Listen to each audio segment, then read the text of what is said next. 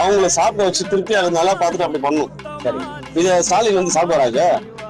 சும்மா அவங்க உட்காரும் போது மட்டும் நல்லா உட்கார வச்சு நல்லா விருந்து மாதிரி வச்சு செஞ்சு ஸ்டாலினும் ஒரு உதயநிதி ஸ்டாலினும் சாப்பிட்டு போயிறாங்க. யாரும் இப்ப லோக்கல் இது வந்து பார்க்கணும் இல்ல, எல்லாமே பார்த்து ஒண்ணுமே வந்து பார்த்தா இட்லி மாத்தி கொடுத்துருக்கு சார். இப்போ நான் நாளைக்கு வந்து பாருங்க, கழிநீர் தண்ணியை விட வேலை மாதிரி இருக்கு. கழிநீர் தண்ணியை விட கேவலமா இருக்கு. யாரெல்லாம் பண்ணுவாங்களா பார்த்து ஒண்ணுமே இல்லை. இதுல வேகவே இல்லை.